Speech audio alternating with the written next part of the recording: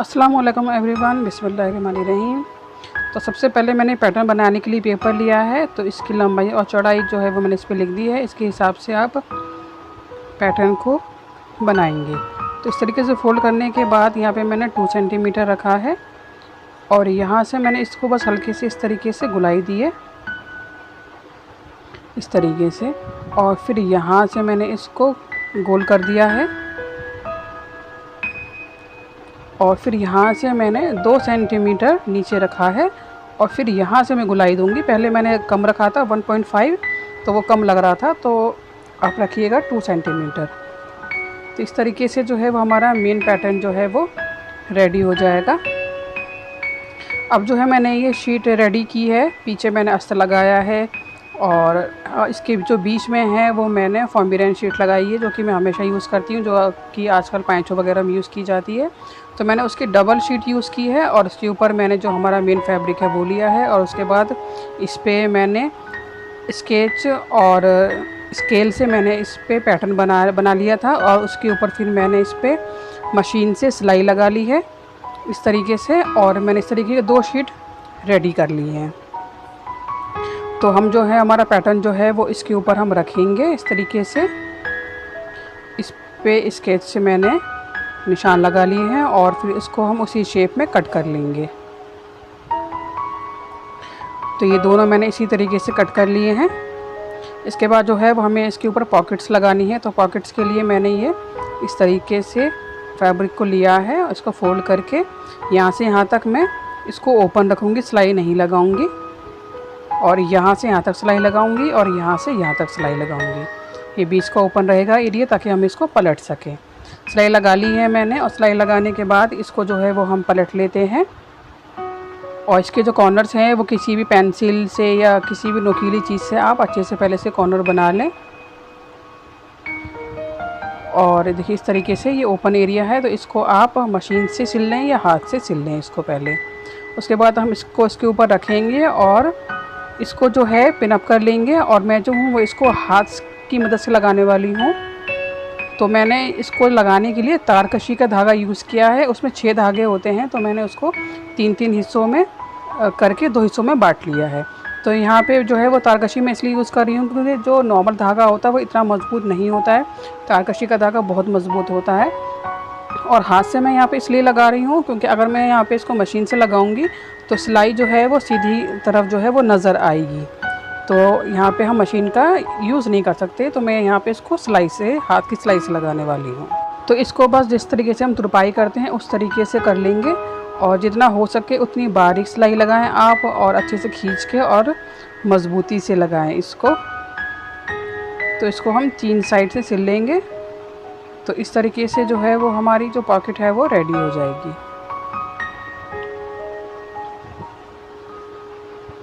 तो इस तरीके से मैंने दोनों हिस्सों पे एक एक पॉकेट लगा ली है। तो अब जो है वो मैंने ये लंबी पट्टी रेडी कर ली है सेम उसी तरीके से। यहाँ इस पर भी मैंने डबल फॉर्मिरेन शीट यूज़ की है और इस तरीके से हमने इसको रेडी कर लिया है। और इस पर जो है वो मैंने लंबी लंबी सिलाई लगा ली है मशीन से। और इसके बाद ये मैंने पैटर्न बनाया है, तो इसको मैंने इस तरीके से फोल्ड किया था और इसके बाद जो है यहाँ से रखा 2 सेंटीमीटर और यहाँ से रखा है 4.5 सेंटीमीटर। इसकी जो लेंथ है वो है 19 सेंटीमीटर और इस तरीके से मैंने इसको शेप में कट कर लिया है। तो ये जो है वो हमारे हैंडल्स हैं, इस तरीके से ये डबल आएगा। ये हैंडल्स के लिए मैंने पैटर्न कट किया है। तो इसका हम सेंटर देख लेते हैं। तो तकरीबन जो है वो ये सेंटर आ रहा है तो हमें जो है वो इसको इसके ऊपर इस तरह से रखना है, इसके निशान लगा लेने हैं। तो ये हमारे हो गए हैंडल्स। अब इसके बाद जो है ये जो हमारा पैटर्न है इसको हम यहाँ से यहाँ तक जो है नाप लेंगे कि ये कितना है। तो ये जो है मेरा है वो 33 सेंटीमीटर है। तो इसके बाद मैं इसके साइड्स में 33 सेंटीमीटर का निशान लगाऊंगी और जो जितनी इसकी चौड़ाई है बस उतनी ही चौड़ाई में इसको हम रख लेंगे। चौड़ाई जो है वो 9.5 सेंटीमीटर है, तो चौड़ाई हम इतनी रखेंगे और लेंथ रखेंगे 33 सेंटीमीटर। इस तरीके से हम इसको कट कर लेंगे।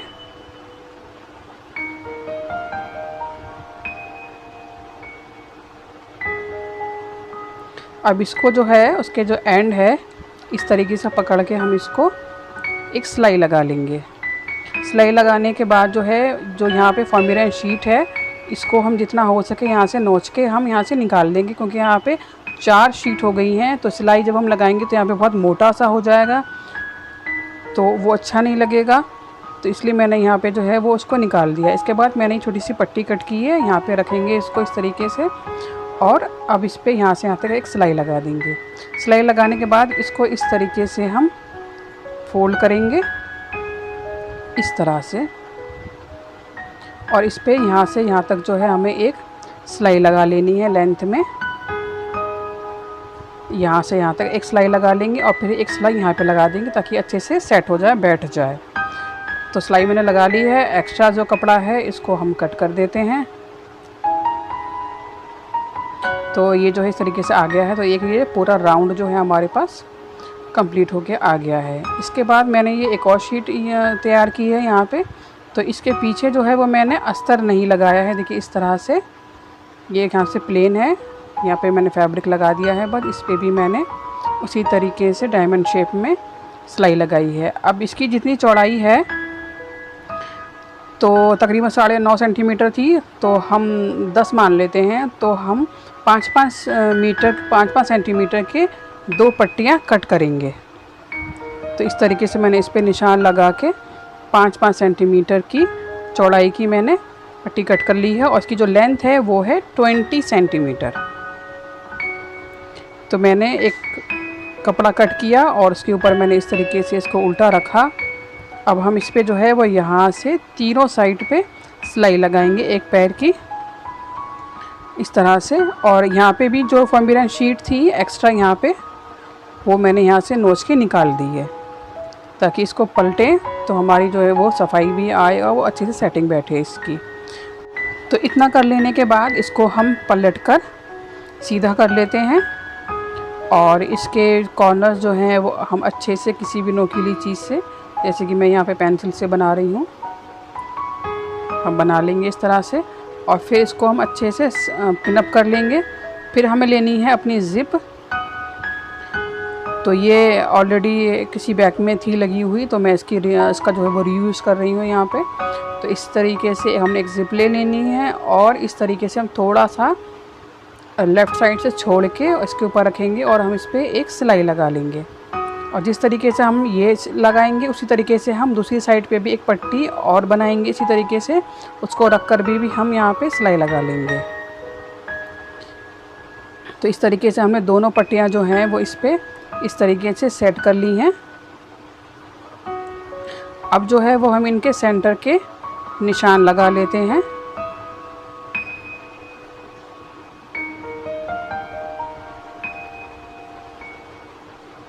और फिर ये दोनों हिस्से भी हम ले लेंगे और इस पे भी हम इस तरीके से फोल्ड करके सेंटर का निशान लगाएंगे।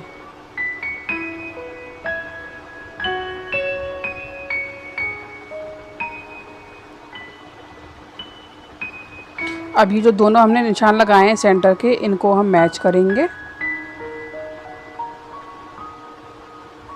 और फिर इस पे हम यहाँ से लेके और यहाँ तक एक सिलाई लगा लेंगे इस तरीके से रखकर इसको। तो ये सिलाई लग गई है और इसके बाद जो है वो हमें इस पर पाइपिंग लगानी है। तो पाइपिंग के लिए मैंने ये ओरे पट्टी कट की है और आपस में इनको जोड़ के एक लंबी मैंने पट्टी बना ली है। तो इसको जो है वो हम इस तरीके से रखेंगे यहाँ पे और एक सिलाई से हम इसको लगा लेंगे। यहाँ से लेके यहाँ तक हम एक सिलाई लगा लेंगे, एक पैर की सिलाई। तो ये सिलाई मैंने लगा ली है, इसको पलटेंगे हम इस तरह से।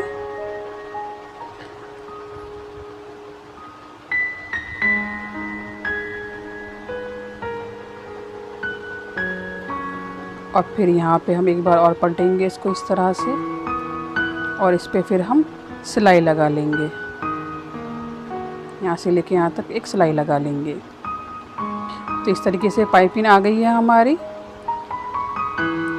तो सेम इसी तरीके से हम ये वाला हिस्सा भी इससे जॉइन कर लेंगे, और जैसे हमने पाइपिंग लगाई है इस तरफ, तो उसी तरीके से हम यहाँ पे भी पाइपिंग लगा लेंगे। तो ये दोनों साइड हमारी जॉइंट भी हो गई हैं और हमने पाइपिंग भी लगा ली है। अब जो है वो हमने यहाँ पे भी सेंटर के निशान लगा लिए हैं इस पे। अब हम अपना ये राउंड लेते हैं और इस पे जो हमारा निशान है सेंटर का वहाँ पे लगा लेते हैं, जहाँ पे हमने सिलाई लगाई थी, तो वही हमारा सेंटर होगा। तो इस तरीके से यहाँ से हम इसको मैच करके इसको सिलेंगे। इस तरीके से लगा के हम इसको यहाँ से लेके यहाँ तक जो है वो हमें इसको सिलना है। जितना भी हमारा पैटर्न है, पैटर्न तक हम इसको सिल लेंगे। यहाँ तक जहाँ तक हमारी हैंडल्स स्टार्ट हो जाते हैं ना, हमें वहाँ तक इसको सिल लेना है पूरे राउंड में। इस तरीके से यहाँ तक ये आ जाएगा। तो ये जो है वो मैंने देखिए दोनों साइड से इसको इसी तरीके से सिल लिया है। तो अब जो है वो हमें इसके ऊपर जो है पाइपिंग लगानी है। तो ये जो पट्टी मैंने रेडी की थी उसी को हम लेंगे, यहाँ पे जो है इस तरीके से फोल्ड कर लेंगे। स्टार्टिंग में इस तरह से रखेंगे हम इसको, और इस तरह से रखते हुए हम एक पैर की सिलाई लगाएंगे इस पे। इस तरीके से हमें देखिए यहाँ पे इस तरीके से करते हुए, और हम इस तरह से रखेंगे मशीन पे। पट्टी को ऊपर रखेंगे और बैक को नीचे की तरफ रखेंगे, और हम ऐसे घुमाते हुए जाएंगे और हम सिलाई लगाते जाएंगे इस तरह से।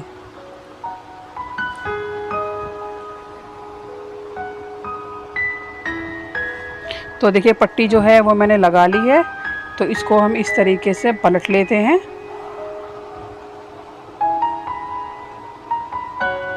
और पलटने के बाद देखिए इस तरीके से इसको पलटेंगे और इस तरीके से फिर हम इस पे सिलाई लगा लेंगे, तो हमारी पाइपिंग आ जाएगी। अब जहाँ पे हैंडल्स हैं हमारे, हम हैंडल्स पे सिलाई लगा सकते हैं मशीन से,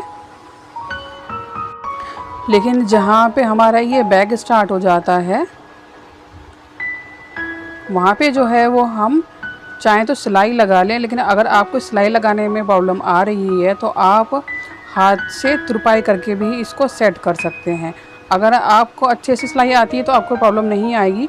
लेकिन अगर आप ने अभी जो सिलाई स्टार्ट की है, आपका हाथ जो है वो इतना फिनिशिंग में नहीं है, तो आप जो है वो हाथ से तुरपाई कर लें। और आपको अगर ये लग रहा है कि हाथ से तुरपाई करेंगे तो उतनी फिनिशिंग नहीं आएगी, तो ऐसा नहीं है। मैंने बहुत से बैगों में हाथ से ही तुरपाई की है, तो फिनिशिंग जो है तो वो तो पूरी आने वाली है। यहाँ पे आप सिलाई लगा लें, और बाकी नीचे वाले जो हिस्से पे है वो आप तुरपाई करके इसको सेट कर लें। तो मैंने तो देखिए मशीन से सिलाई लगाई है, तो मशीन से सिलाई आराम से लग गई है।